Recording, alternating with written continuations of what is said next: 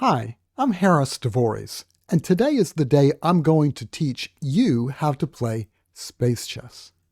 Space chess is a futuristic reimagining of the classic board game.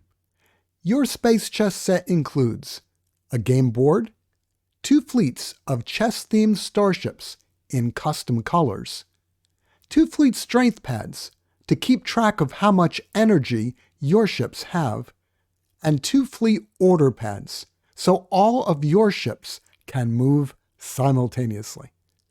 Let's get started with the rules. First, let's talk about the game board. The game board is divided into 64 squares, known as quadrants, and each quadrant is subdivided into 9 smaller squares called sectors.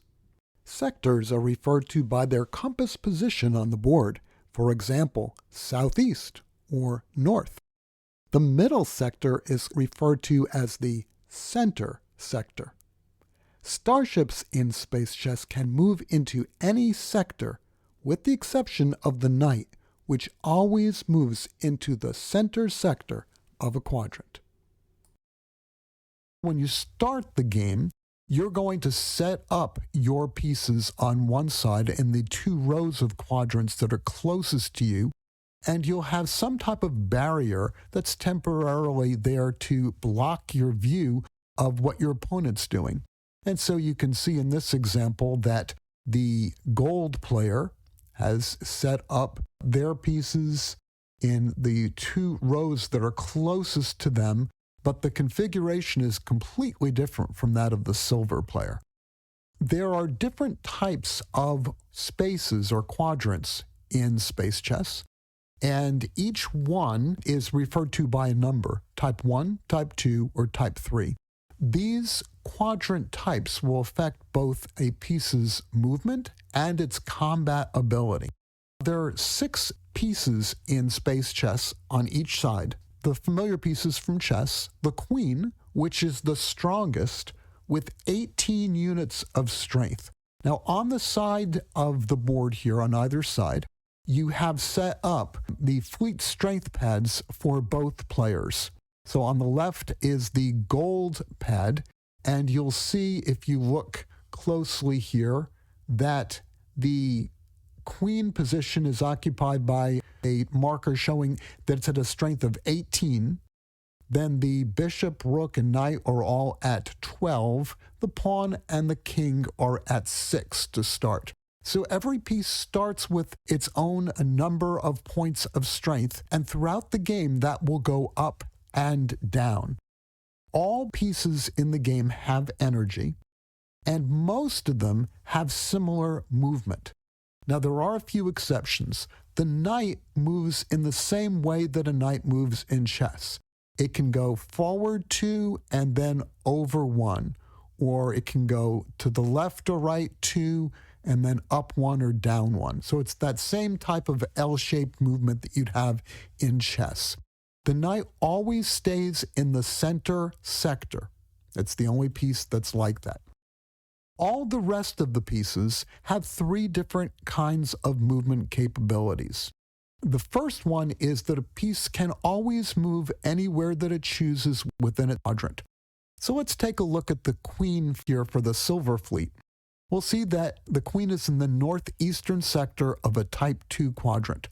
The queen could, as its move for this turn, go to any of the other sectors in that quadrant, and that would be a legal move. Now, another type of movement capability is a piece can move 1 in any direction. So let's take a look at the bishop here.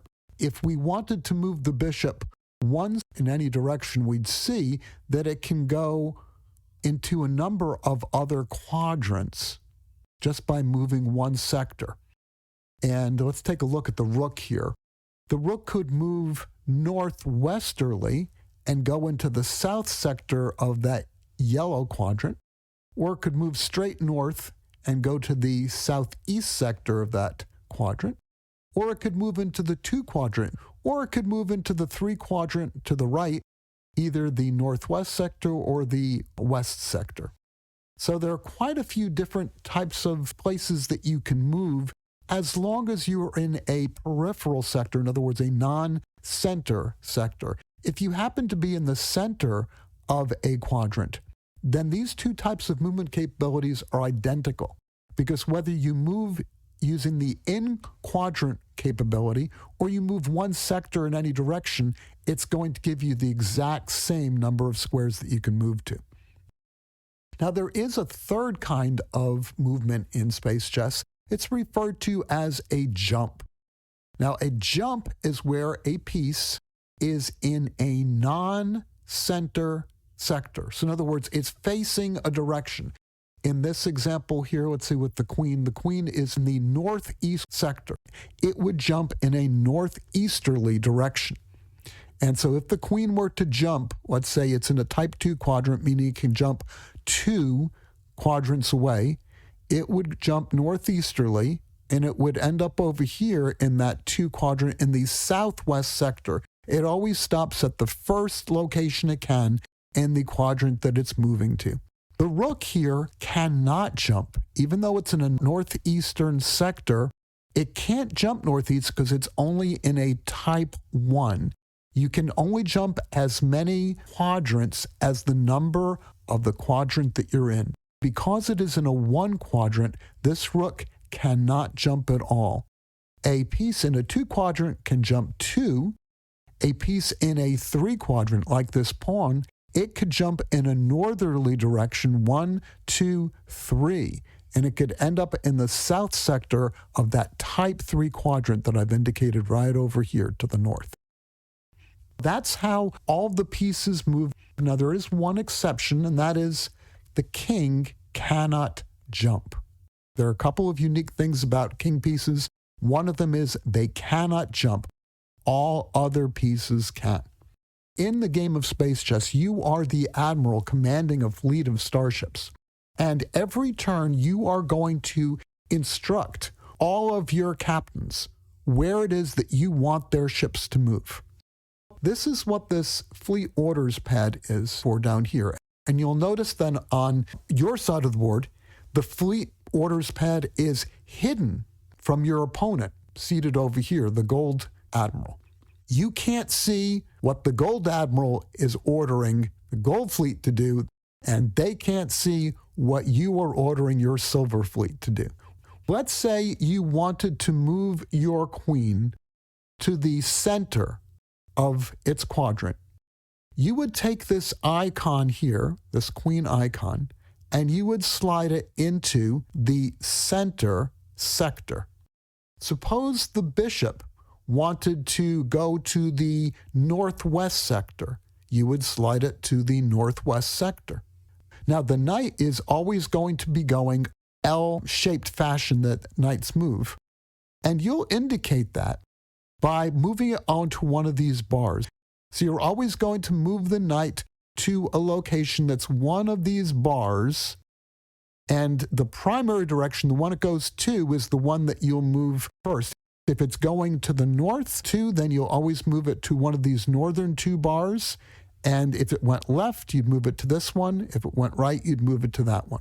Let's say you wanted to move the pawn forward 1 sector so that it would move north to the south sector of the 2 quadrant, which is right over here. So it's going to move just 1 square forward. And in order to do that, you would turn the pawn over, and you would see on the flip side of this icon is an arrow. And when you reveal the arrow side of the piece, it means you're going to move in the direction you're showing it. So you'd simply put it in the northern sector, where it is right here, but flip it over, and there'd be an arrow showing. And that would mean instead of going to the north sector of the current quadrant, because the arrow is showing, it means you're moving out of the quadrant 1 sector into the next quadrant over. There is a jump marker. Let's say the pawn we're going to jump. The pawn here is in the north sector. If it wanted to jump up to 3, it could jump 3, which would end its movement right in that sector there in the 3 quadrant, because it would jump 1, 2, 3, And the very first space it could get to in that 3 quadrant is the south space, and so it would end up right there where I'm indicating with this cursor. To signify that in your fleet orders pad, you would put a J3 on top of this piece. And there's a little marker that comes with your set that says either J2 or J3, depending which side is showing. If you want to jump 3, you'll put the J3 on top of the piece and it will move in the direction that's shown. The king's location at the start of the game is set. And you'll indicate which quadrant it's in of the bottom 2 rows of quadrants by putting the physical king piece on that quadrant. So here it's 1, 2, 3, 4 over. It's that quadrant right there, that 2 quadrant, the same quadrant as the queen. And we see that it's located in the southwest sector. That means it's in this sector right here. That's its secret location. And it will stay there until the king is revealed. And there are a number of ways in which that could happen. The king can move at any time that you desire the king to move. And if you want to move the king, you'll give it orders and you'll move it that turn and it will come and be visible on the board. Now, why might you move your king intentionally? It may be that you believe that an enemy piece is going to come into range of your king and you can get the drop on them and you can do serious damage to that piece if you come and move the king to where the king is ready to pounce. Otherwise, your king can be revealed by searching. Now, this is something that is a completely new element to the game. When you are trying to locate your opponent's king, you'll move a piece down into the range where the king could be located, and you'll do a search. Now, there are several things about searching for a king. One is a piece cannot fire and search at the same time. So in the same turn, if you choose to search, it means you are not going to fire at another ship, even if you otherwise could. Next, when you search, there are 2 different kinds of searches.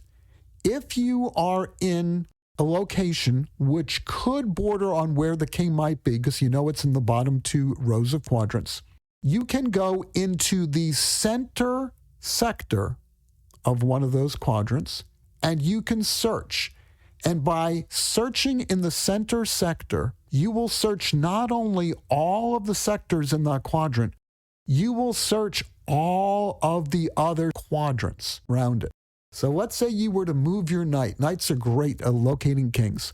Let's say you were to move your knight from here to here, and now you're announcing, I'm going to search. You would be able to scan 6 whole quadrants. So it's a very efficient way of searching for a king. Now, suppose you had a different piece. Let's say you had this pawn, and the pawn made its way down here, and now the pawn is over here. It's in the north sector of this quadrant, this 3 quadrant. It could search that quadrant, but only that quadrant, because it's not centered. In order to search beyond your quadrant, you need to be centered. So that's the basic setup of the game. You'll start with 5 of your pieces visible in the 2 rows closest to you, and then your king off the board, but its location indicated here and here. Once you've gotten the board set up, you're ready for your first turn. The first step is that you're going to decide where you want all of your pieces to move. Generally, this will just mean the visible pieces because your king is hiding, doesn't want to reveal that secret location. You'll examine the possible moves for each piece, and just as you would in chess, you'll decide what you want the move to be. So you'd give orders to all of your pieces, telling them where it is you want them to go, and then you'll wait for your opponent to say, okay, I'm done, and then you'll simultaneously move all of your pieces. The third step is now you can see what conflicts are possible. And then finally, after making the decision about firing, you're going to calculate damages to pieces, and you're going to adjust their strength on the fleet strength pad Now, how do you know how much damage a piece is going to take? It's a straightforward calculation. As with chess, there is no luck. Imagine the silver queen were right here in the north sector of this 2-quadrant, so directly south of the queen, which is in the north sector of its green quadrant. So the two pieces are 1, 2, 3, 4 sectors apart, and I'm firing at the gold queen. So I would take the strength of my silver queen, which is 18, divide it by the distance, which is 4. I come up with the number 4.5, halves round down. This means that the gold queen would take 4 points of damage and go down to 14. But one of the interesting things about space chess is that you're not just firing conventional phasers or lasers, you're firing energy draining beams. And you can recoup part of the energy that's taken from your opponent's piece. So in this example, my silver queen would do 4 points of damage to your gold queen. And how much would I get back? Well, it's based on the type of quadrant that I'm in. In a 1 quadrant, you get back 100%. If, as in this example, you're in a type 2 quadrant, you'd get back 1/2 or half. If you were in a type 3 quadrant, you'd get back 1/3 or 1/3. And again, it rounds down. How do you know if a piece can fire on another piece? A ship can fire in the types of ways that it could have attacked or moved in chess. A bishop fires on diagonals. A pawn fires on diagonals, but only forward diagonals. A knight can attack any piece that's in a quadrant it could move to the next turn. The queen can fire horizontally, vertically, or diagonally in any direction, as can the king. Very similar to piece movement in chess. Rooks can only fire vertically and horizontally. The knight does damage in a different way. It attacks in a little bit of a different way, and it does damage in a different way. The knight always does 2 points of damage. It never recoups energy because it's not an energy draining beam. All other pieces can recoup energy, and all other pieces can grow up to the maximum that is allowed. So for example, if you have an 18 strength to start as a queen and you recoup 3 units of energy from a battle, you can only go to 20. You've maxed out at 20. If you're in a 1 quadrant, then it seems like you have an enormous advantage because you're getting back 100% of the damage that you're doing. So if you're in a battle, let's say, you had a bishop over here and my bishop is over here, so they're lined up diagonally. They can both attack one another. I'm in a 3 quadrant. I'm only going to get back 1/3. You're in a 1 quadrant. You're going to get back 100%. That's an enormous advantage that you have. Seems like you'd always want to be in a 1 quadrant, but there are very good reasons why you wouldn't. Pieces in a 1 quadrant, as you recall, cannot jump. But perhaps even more importantly, the number of the quadrant that you're in tells you how far you can attack. So if you're in a 1 quadrant, you can't attack a piece that is 2 quadrants away. You can attack it within your quadrant or 1 quadrant away. You cannot attack 2 away. And this is going to create many different tactical mismatches. So suppose, for example, that you had a rook over here in this 3 quadrant, in this sector here that my cursor is indicating. 1, 2, 3. It's 3 quadrants away. You could attack my rook, and even though I have a rook and the 2 rooks are lined up, I can't attack you back. So much better to do some damage and get a little bit back than do no damage at all. Now, all of the examples here I've given you have been of pieces attacking their own same kind of piece, but battles don't have to be that way, not by any means. Suppose you had a bishop over here, and it was lined up diagonally with my rook. Both our pieces are within a quadrant of one another, but the rook's problem is it can reach, but it can't go in that direction. It can only fire vertically and horizontally. The bishop could fire diagonally, and it would be 1, 2, 3 sectors away. It has 12 units of strength to start the game. So it would be 12 divided by 3. It would do 4 units of damage. So this rook would come down from 12 to 8. And the bishop would get 2 of those 4 back because it's in a 2 quadrant. So it would recover 50%.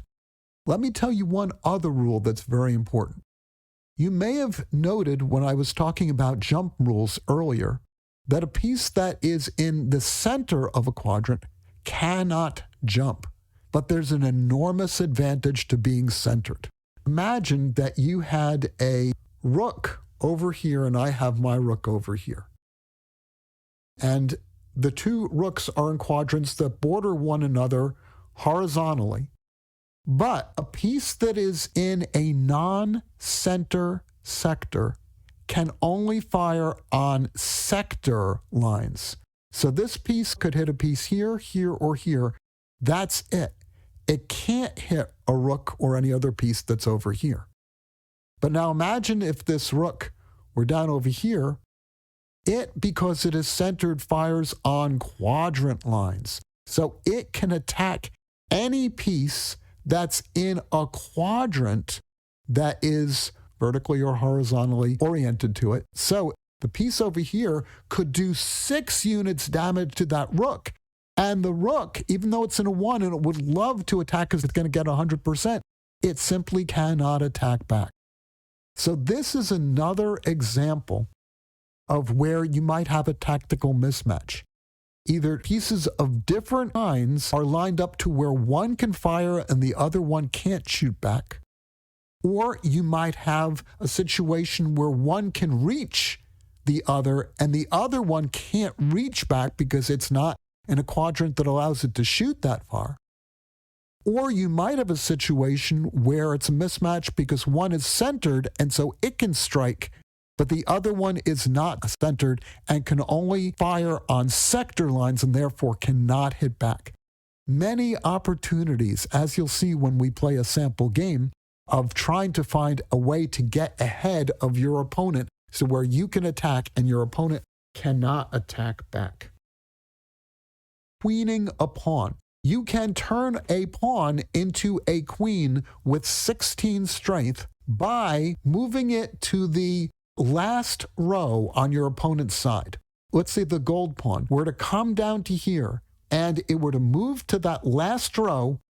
It must then remain in the last row of sectors for 1 turn without moving in order to turn into a queen. Pawn continues to remain on the board, but it now has 16 strength and it is treated as a queen.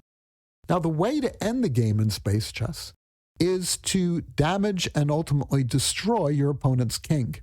You can't destroy the king unless you know where it is, with one exception. It is possible for 2 pieces to be ordered to the exact same sector. There's no problem with having more than 1 piece in the same quadrant as long as it's not the same sector. But 2 pieces cannot occupy the same sector at the same time. If they attempt to, there will be a collision. And the piece who is weaker will be removed from the board. The piece that is stronger will lose as many units energy as the weaker piece had. And because this is not firing, there's no recovery of energy from the piece being destroyed. It is possible that you could end a game by moving, by sheer luck, into your opponent's king location. That's pretty rare. The more likely way for the game to end is for a player to make the decision to reveal their king and get into the combat of the game because they see an opportunity, or for the king to be discovered by searching. If the king is discovered by searching, then it becomes visible and it stays visible for the entire rest of the game. Kings can be attacked in the same manner as any other piece would be attacked, but there is one difference when it comes to damage calculation. Kings are well armored, and so every time a king is attacked, calculate the damage as you would for any other piece, but then subtract 1. A king will always take 1 less point damage than it otherwise would take because it's heavily armored. If you reduce an opponent's king to 0, you've won the game. In the rare occasion, but I have seen this happen, where both kings are destroyed in the exact same turn because combat is simultaneous, it doesn't matter what order you decide to move, the game is a draw. Those are the rules to space chess.